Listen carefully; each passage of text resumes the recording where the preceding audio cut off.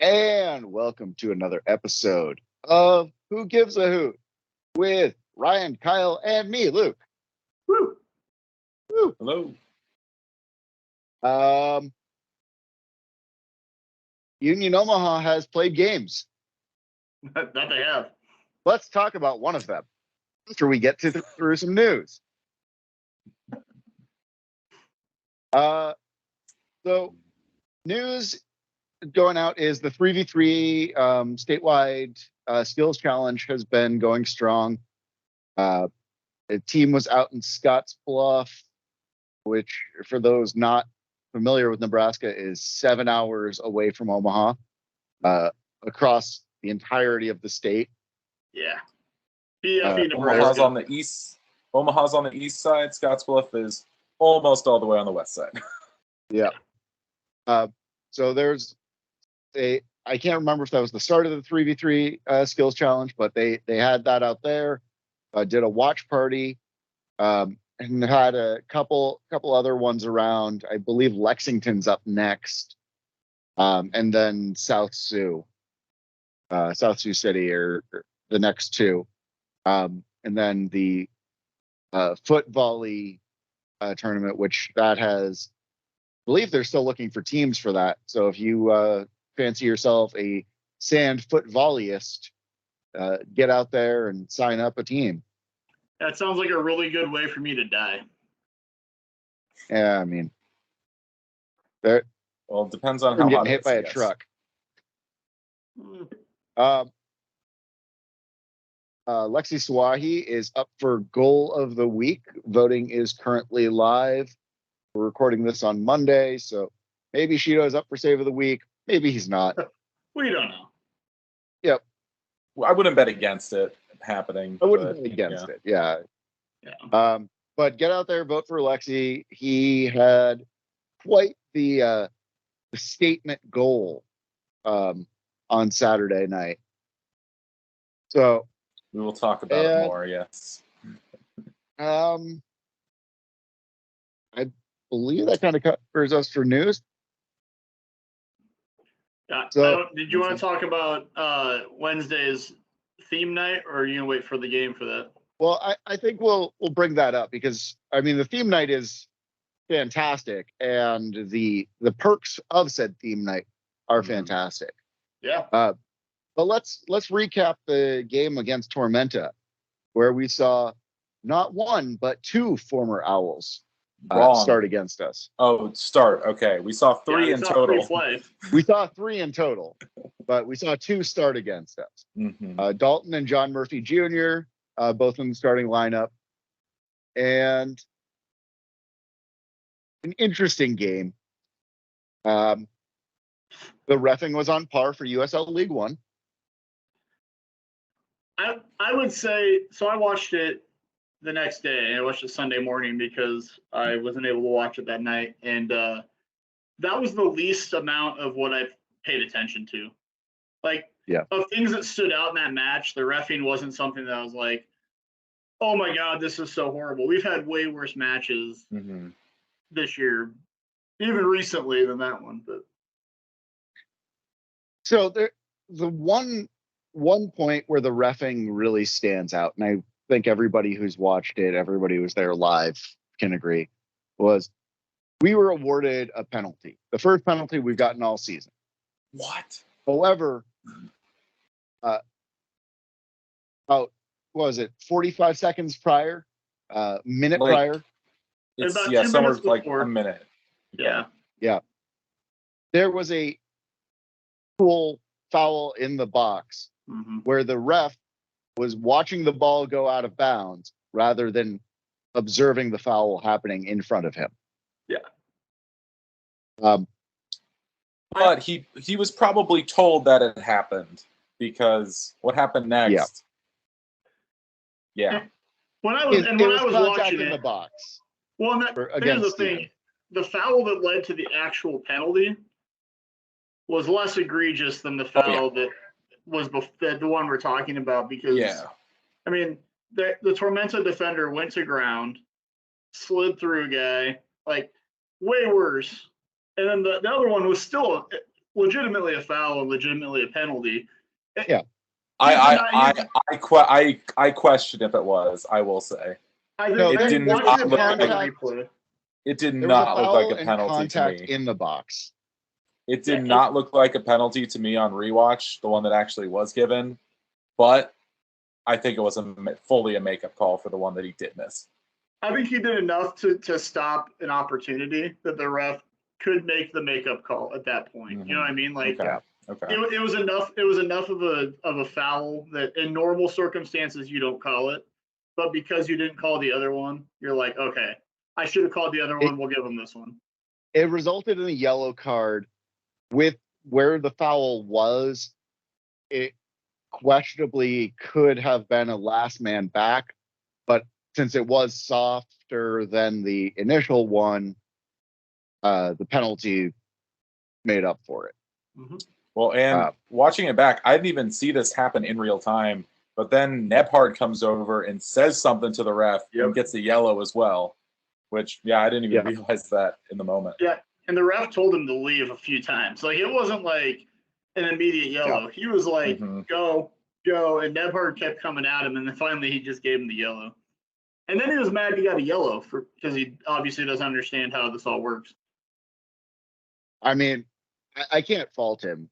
Understanding USL League One reffing is beyond most of us. Hey, he wasn't on the bench. Chavity got a red for it, so on the bench. So yeah. If we're going for consistency, that Gebhardt should have had a red.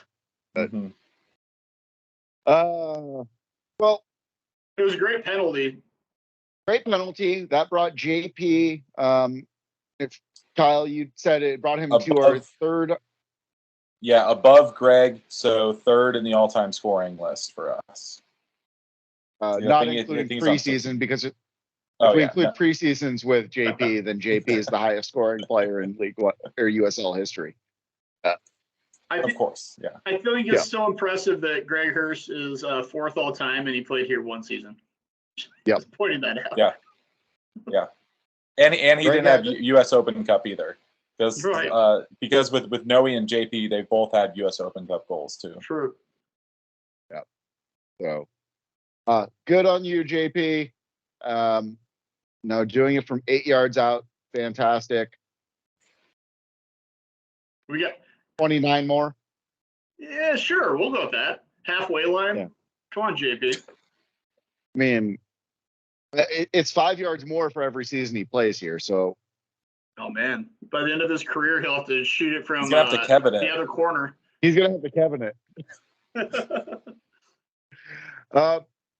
No, that put us into a good spot. The guys were definitely seemed like they were feeling high after that. We started strong offensively, honestly. We looked dangerous for that first half. The first half was really well played, honestly. Well, we started with the first 50 minutes. The first 50 minutes was very well played. Agreed. So, starting with Noe and Steven up top and Pedro in midfield, that was definitely a statement there. We had Gallardo out start. Didn't start with Brito out there. JP, Connor. It was a very offensive start. Well, the Gallardo start paid off, right? I mean, that assist was a hell of a ball. Yeah. Well, and Dion had a heck of a first half. Oh yeah. It mostly in the offensive third. His service into the box was great. It wasn't connected with, but the balls were consistent. He was consistently getting play. He was, burning Tormenta. Oh yeah. Yeah. We get in the lead going into half. Come out. We keep firing. Yeah. Right away. Yeah, for about 5 minutes. For 5 minutes. We get it. We get the second goal, which was again great pass. Dos Santos headed it in. Didn't Honestly, leave his feet. I But love the headers where they're planted, and he just, I mean, that was all power. you know, something about Dos Santos this game, I feel like, he hasn't necessarily had the best season so far, but he started coming on a bit more recently because if you think about it, this game he scored, he had an assist later that we'll talk about, and he won the penalty. Mm-hmm. Yeah. So he actually did quite a bit. Yeah. Probably his best and game. he played 90 minutes. Yeah. Which, so good for him, because, I mean, I guess he's conserving energy most of the time. I'd say he's a player, though, that 90 minutes on our pitch makes sense. On our pitch. And I definitely think there was a lot of conservation in mind in this game. Oh, for sure. Now, a number of subs made early. Mm-hmm. Did we use all 5 subs? No, I'm just looking at it. We used 4. Yeah. We had 2 at halftime. No, 2 in the 64th. 64th. So we had. I'm thinking of the game that didn't really happen. Yeah. We had Dion and Pedro come off in the 64th for Brito and Shaft. Mm-hmm. Which Shaft came out strong. Yeah. I think Dion contributed more, but Shaft came out with a fire under him. And well, I mean, if you have Dion running at you like he did so well for 64 minutes, and then you bring on fresh legs of someone who can do the same thing, like it's faster. Right? Like that's just tough to defend. Well, speaking of defense, we did not do so hot with that after, was it the 50th minute? What we learned is that Connor can score goals with his ass. All right. Let's talk about this one. The play lead up to the goal starts with Toby. Mm-hmm. And JP gives Toby space. Yep. Like, JP, who's played multiple seasons with Toby, gave him space. Yeah, you gotta know better than that. Like,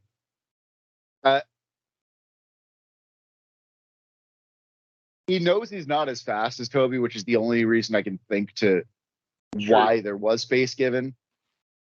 But it just, to me, seemed like a lapse in judgment. JP had a hell of a game otherwise, but just that, 2 seconds there, Toby distributes the ball very well, gets in. It was a shot on target and goes off Connor's ass. I don't quite know what would have happened if it didn't quite, deflect the way it did.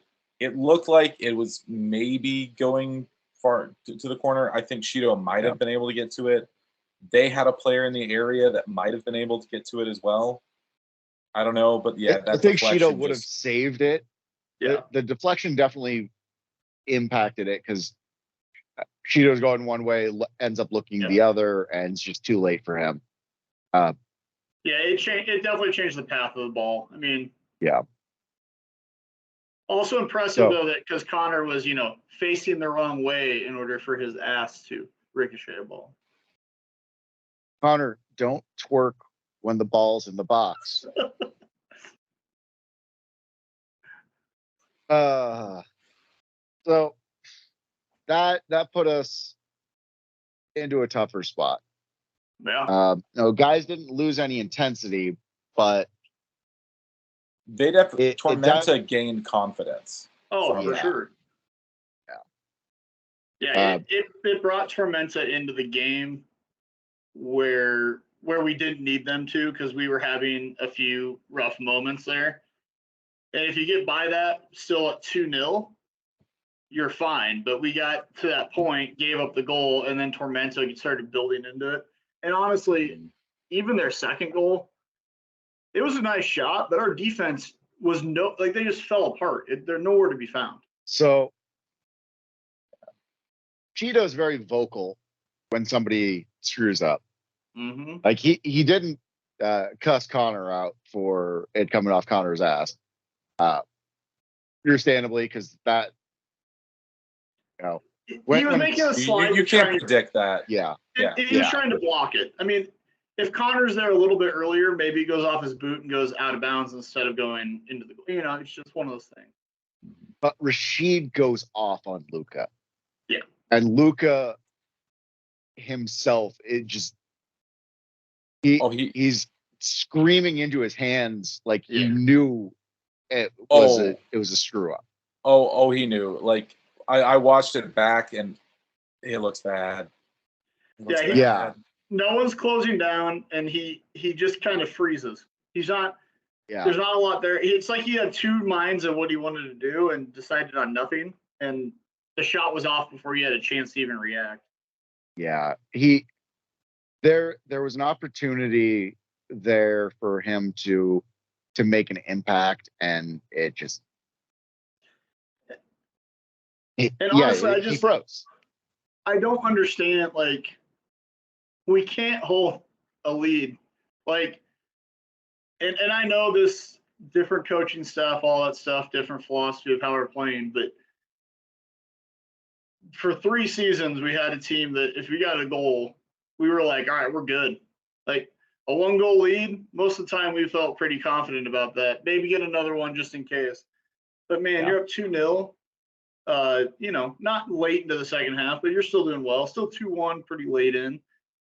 And you give that up, and it's just, I don't know what the mental switch off is. But at some point, it's like they get too comfortable. And I know 2-1 is the most dangerous lead in soccer. I get it. But it's just one of those things that's like, you can't switch off when you're up 2 and then you're up 1. You got to find a way to stay motivated defensively. So, yes. There definitely has been we've given up a lot of late goals this season. We've squandered leads. Will say this was one of the first times we've given up a lead, and I didn't feel worried that we wouldn't get it back. That's fair. There was definitely fight there. Like, even as soon as we gave it up, it was immediate. Okay, we're pushing. Yeah, for sure. Yeah. And I was still worried, but since we're talking about this, I was not happy. I was not content. Right. But I was not to the point where I was earlier in the season, where I'm like, okay, this is either ending a draw or we're losing. So, since we're talking about their second goal and we're looking at that end, the deterioration of the pitch in the infield, and I wrote this on, it was appalling. Like, the fact that in front of Shido, it just looked like he was standing on third base because all the dirt was showing right in front of him. I'm pretty sure the penalty spot disappeared. That's the first game in a 3-game week. Mm-hmm. Not dirt. Due to the heat of the earlier week, the turf that was laid in didn't have a chance to set, so it was discolored grass. It was, however, the flattest, levelest I have ever seen that pitch. Yeah, it rolled well. It's just right there in the box, especially in the 6-yard box, it looked awful. Awful. Yeah. And on TV, it looks like the dirt showing through. So I'm glad to know that it was dead grass versus, and I get it, we had like scorching heat last week. It was crazy how hot it was. But man, I will be interested to see if they do replace the turf, because there was definitely grass deterioration throughout the game, but it wasn't as bad as it looked in replay. I would also say that if they laid new stuff there, an end advantage considering how much rain we've gotten over the past few days. Like, if you lay stuff, you have a better chance of it settling and for the next 2 matches. So hopefully they got something done. But yeah. We get into stoppage time. Starting to bite the nails. What was it? 4 minutes stoppage time. We didn't have a hydration break the second half. We did have one the first. Mm-hmm. Definitely biting the nails a little bit. We gave up a 2-goal lead. We're looking dangerous, but they've got a good defense. Mm-hmm. And I mean, to his credit, Hara made some good saves, especially early on in the game. He made some. He had some incredible saves. fantastic saves. But Steven kept fighting throughout the entire game. Mm-hmm. Gets that service in. Well, let's talk about Doyle's ball. Well. First, the original service in where Steven and Hara collide. Yeah. And Tormenta is pissed that that's not called a foul. Mm-hmm. Which I don't know. I've seen it called. I've seen it not called. I don't know. If it doesn't directly result in a goal, I mean... Yeah, I mean, it tends to be that 50-50 balls like that, they include the keeper. They call the foul in favor of the keeper because they're generally the reason they're up in the air doing those things is because they're going for a save or going for the ball, and they call it interference or something. But look, again, it's very consistent with the terrible reffing that we've seen in this league for many, many seasons now. And I don't know. I mean, there's a reason why we don't go on too many ref rants anymore, and it's because that's all we would be doing for a long time. Perennial poor reffing. Yeah, I mean, really, it is. Yeah. Week in, week out, I don't watch a ton of the other teams anymore, but, even the times I do catch them, there's things not called. Madison fans online that I've seen have also complained about the lack of getting a penalty and, different things like that. It's like, look, we're all going through it. Yeah, I don't know. I would say Connor, I said this to you guys on Discord. Connor's ball was just one of those, I'm kicking this ball into the area to see what happens. We're lucky it resulted in what it did, but it's one of those just time's running out, just get the ball in the mixer and see what happens. And that's why you do that. But it was a hopeful ball. That's what he was going for. And Lexi gets it in. Yeah, head down from Dos Santos is able to get up and win that. That was a good flick on with his head. And then a really nice hit by Lexi. Yeah, and with what, minute and a half left? Not even. Yeah. It was close. It was like 2 minutes, especially after we had to take some more time off for us celebrating. Yeah, fair. But get that goal in, and Tormenta just looked dejected. Yeah. But they came back immediately. They had a shot that went out for a corner. They had 2 corners, one which was a little bit dangerous. But we did hang on this time. Yeah, thankfully. We did, and Lexi, I wasn't gonna let his game-winning goal be answered, and Luca wasn't going to get burned again. I think it was Lex. I didn't quite make out who did it, but I think it was Lexi that stopped the shot for a corner, and then who hit out one of the corner balls as well. Yeah, Donnie even called it out on the call. He said, he scored the goal on the one end and made a goal-saving defensive move on the other. He called it out as part of it, and it was literally minutes apart. It wasn't even after our celebration, they were down there, and he is saving something right then. So Lexi was not letting that in a draw after he got that goal. Thank God. So, great answer to what happened in Kentucky the previous week. Dom had some comments out there we talked to after Fuego. And we'll say Parliament put together a fantastic TIFO. It's up there on X because Elon Musk is an idiot. Yeah. Yeah, Um, you know, it's a good TIFO when the league's like, hey, this goes hard. yeah. Well, especially when they weren't happy with what he said in the first place. Yep. Like but you know what? That's fan culture, and that's what I love about. I mean, any fan group like that happens so organically within Parliament of them. We get this quote. It's like, let's make it happen. It gets designed, it gets made, and it's ready for the next home game. And the guys loved it. They were, from what I've read and heard from everybody, they were fired up about it. They made comments about it later. I mean, it was a whole thing. So.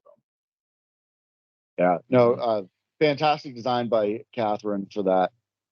Yeah, it sounds like it'll be up for the home stand. So if you didn't see it at the Saturday's game, check it out at one of the subsequent. But Wednesday, our second game and last game of the regular season against Lexington Sporting Club. The first team that we complete playing against for the year, because it's only twice. Only twice. And I have heard them called, although not in the standings, but I have heard them called by people who I respect their opinion on, the worst team in the league. We lost to the worst team in the league. 3-0. We're 3-0. Unanswered. Actually, like it. And I was just looking this up earlier to update all my spreadsheets. Do you want to know how much expected goals they had in that game where they scored 3? 2.5. 0.66.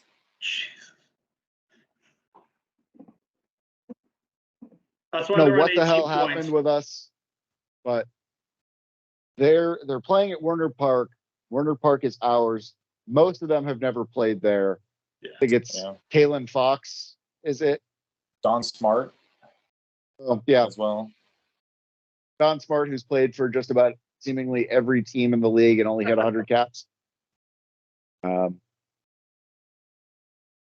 Very close. So it sounds Keegan is very similar in that regard, but yeah. They've got the League One journeyman. Mm-hmm. But it's also like you have an expansion club. That's how you get an expansion club going. You get guys that have been there, and you know. And the people Kalen Fox did makes score. Sense. I guess I don't know a ton about Lexington because we haven't played them until like this very short stretch, so I haven't looked at them up much.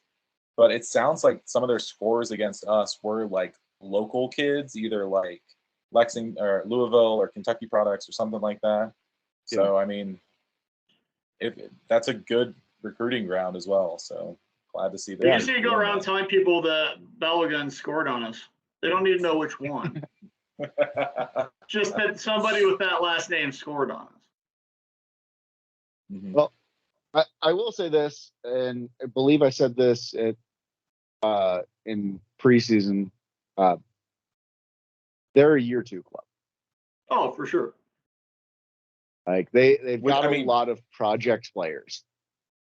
I mean, I did not expect this last year, but that's what seems like NOCO is as well. And you can 100%. see how well a year 2 club can still do, you know. So yeah. NOCO definitely, they pulled in a lot of bigger names last year. I think to try to make an immediate impact, but they were slowly developing some guys, and maybe it was all that cutting weight with sweaters and 90-degree weather that got them into shape this year. But I think the other thing we're seeing as the payoff is that more and more teams are going to multi-year contracts. You know, a lot, especially the first couple seasons, even our first season, a lot of 1-and-1s. 1 year with the option to extend. And I get it. Like when you're starting, you don't know if you want to keep all these guys around. But if you're a team like Lexington and you have a lot of project guys that are from the local area, why not give them a 2 with an option for a third? Because if they develop in year 2 and you want to keep them around, you have a really good standing with them. Or you're really not out that much having a 2-year contract then. So it's not like you're committing to 5 years or something. So Yeah. And in the long run, we've seen guys making the jump from USL to higher levels and moving around and moving across, moving across the at least- pond and stuff. Yeah. A lot of the time for us, that I mean, if you think about it, it's been after their second year playing for us is when they'll try and make Exactly. that jump. So if you get them down for 2 with an option and then sign the option and sell them on. Well, look at Evan. Exception right? being Ryan Gibo. Yeah. So Yeah. Exception is Jiba, but Evan, Hopefully gets to play soon. Dami, Noe's on second year and is tearing it up. That's that is one consideration I've had for the future is Noe's probably gone next year, isn't he? Yep. I mean, hopefully for him, he is gone. Well, I think this is why Dom has made the choices he has in some of the guys. You get experienced guys that maybe are ready to finish a career somewhere. So you keep them here. That helps the young guys. And because when your young guys move on, you still have experienced players that are there to fill in roles. And it makes sense. And it can be a good balance. It just hasn't clicked yet. But I think next year, this Dom has the opportunity to be a year 2 team next year because he rebuilt this roster. And if it clicks at the end of this year and you go into next year, you could have a really dangerous team. Now you might have to replace Noe Meza, which will suck, but and hopefully get more forwards. If we're able to finish in the playoffs, and I'm still not convinced we will, if we're able to finish in the playoffs every year we've been in existence, that still makes us a destination. Oh, for sure. Yeah.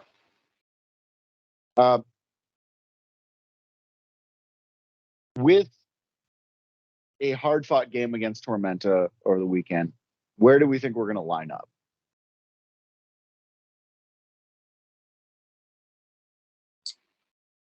Is Mueller still out? I believe he's still listed as /questionable. Same thing with Eddie. So I think Schaff gets a start this game. Yeah. But I don't know if it's going to be on the right or the left. True. Yeah.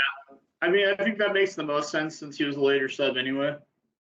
He played 30? Yeah, because I could see you throwing Palacios on as either the right back or something else. I don't know.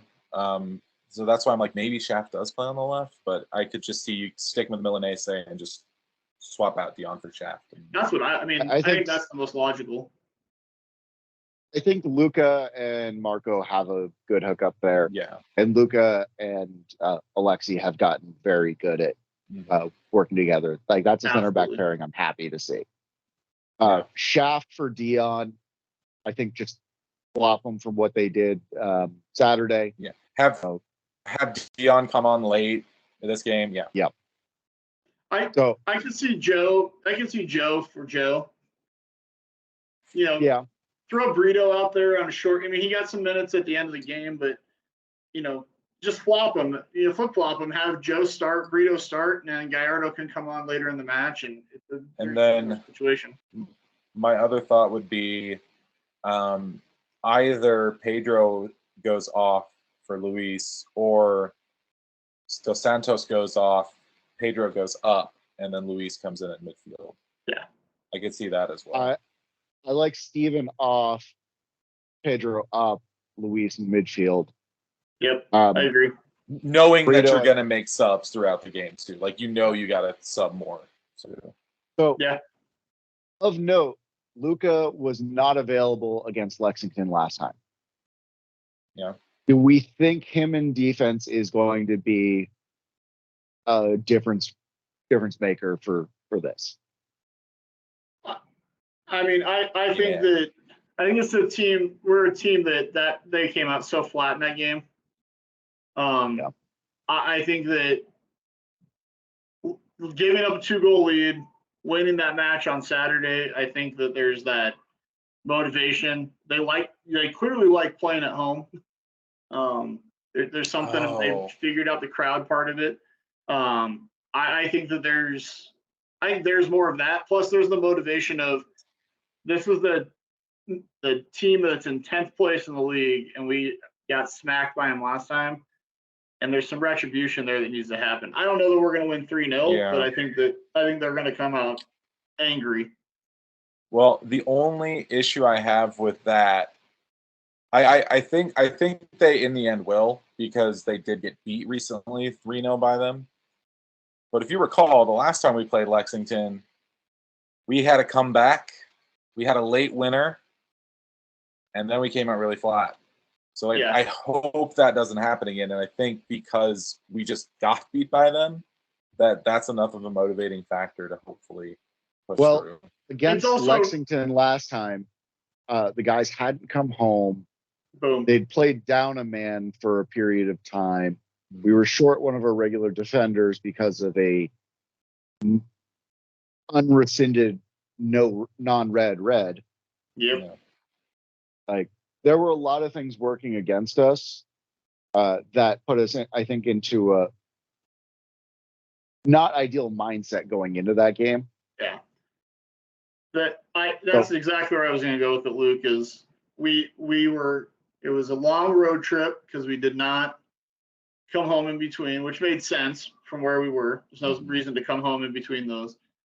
And now you go from an emotional win at home, you got to stay home, sleep in your own bed, see the people you want to see, all that stuff. And now you have your crowd that just was there for an emotional win coming back. And I know we're going to talk about theme nights soon. $2 beers to the crowd. Now, $2 beers on a Wednesday is a very clever move by the club. But so, $2 beers brought to you by Women in Sports Night. Women in Sports Night. Yet another reason to love women in sports. That's right. And especially as they mentioned with the Women's World Cup going on. Yep. So exactly. Smart move by the team to have this during the Women's World Cup. So, score predictions for this game. Figuring the Women in Sports Night, $2 beers, coming off a home win, and having lost to Lexington last time we faced them.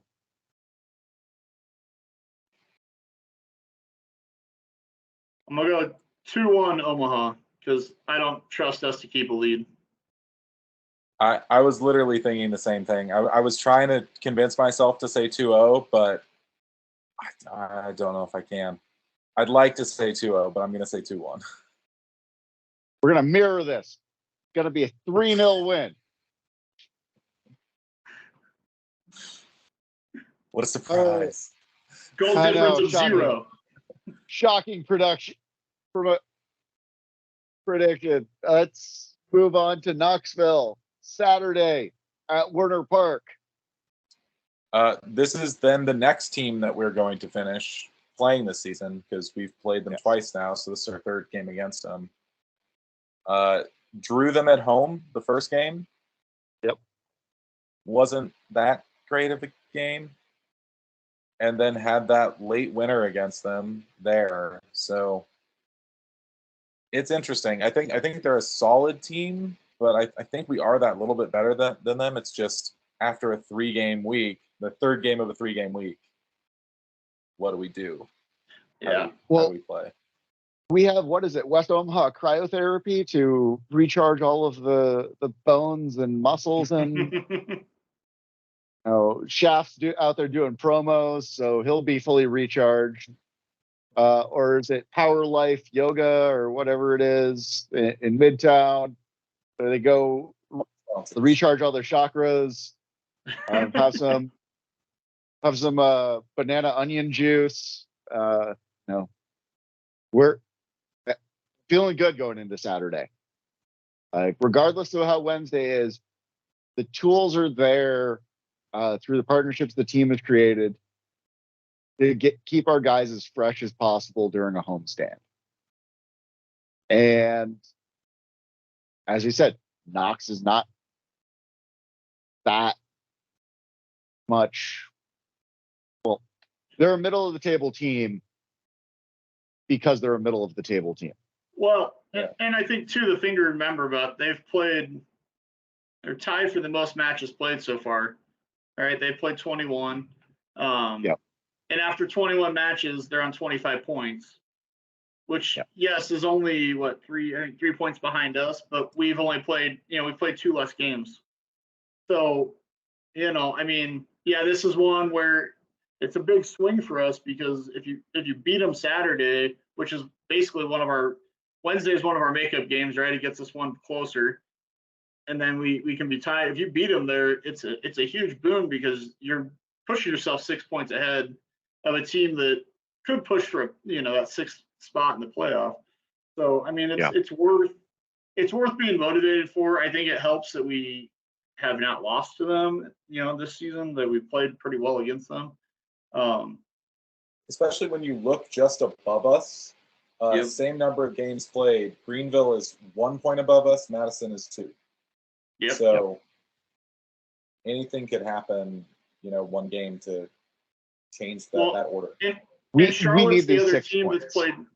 Yeah, and Charlotte's the other team that's played 21, and they're in 3rd place. So once you start making stuff up, and you win these 2 games and gain 6 points, you get 9 points in this stretch. That's a huge jump. Yeah, they're only at 33 through 21, so it's not like we're that far behind. I mean, that's how close we are to even being in a position to get a home playoff game. Yeah, like I do think NoCo and North Carolina right now are that step above. They have a game in hand on us, and they're that far ahead. Yeah. But I think Charlotte is catchable. It's just we have to go and do it.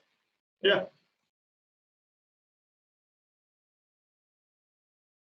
Hard to do a prediction on lineup, not knowing what's going into Lexington. Agreed. I guess my lineup question then is: do we see a non-standard player in either of these 2 games this week? Like, do we see a Yoskar? Do we see a Holt? I think we possibly see a Holt. Yeah. I'm not sure we see Sanchez. I don't know what's going on there. I don't think we see Yoskar. Maybe on the bench for Sanchez or Yoskar. Real question is, are either Mueller or Eddie back and fit, or fit enough to at least make a bench? Well, and to me, Wednesday's the day you bring these guys out. Like, if Eddie's ready to be on the bench, Wednesday's a good time for that. If you're going to put Anderson on the bench or put him in a game, it's against a team like Lexington, who, yes, they beat us 3-0 last time, but they're still 10th on the table. They're still one of the.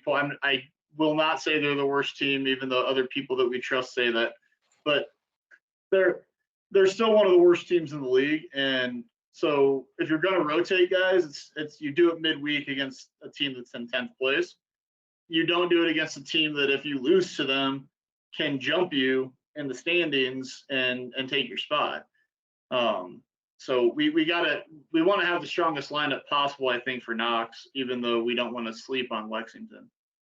So here's a question to that end. Do we see Ian during any one of these 3 games? Is he who started? Is he who was in goal against Lex last time? Yeah. He was. Because it was Knoxville and Lexington, but he was, yeah. Did you give him his redemption story? I don't think so. I don't know. Yeah, I think you play Shido, especially since he was just recently out. I think you play him all the games. Yeah. I know it's not going to reflect this season in awards, but he's still the best goalkeeper in this league. Yeah. And if the best goalkeeper in the league is available, you play him. Yeah.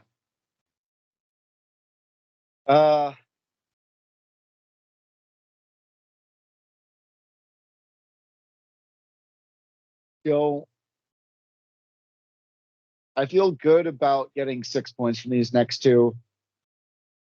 I don't feel as good after that Lexington loss. But it is definitely doable. I think the guys have the motivation to get it done. Well, and here's the thing. If we have 9 points Saturday to Saturday, your next match is NoCo. Right? After Knoxville, we go to NoCo. And if you're going on a 3-match winning streak, you're feeling really good. Maybe something good happens for us. I don't know. The last time we played there, it didn't go great, but this is that time that we need to make up some points. If you want to stay in a playoff spot, you want to keep challenging. Getting 6 out of the next 6 before you go to NoCo, even if you draw or lose that game, you don't feel as bad coming out of that with 9 points. So, yes.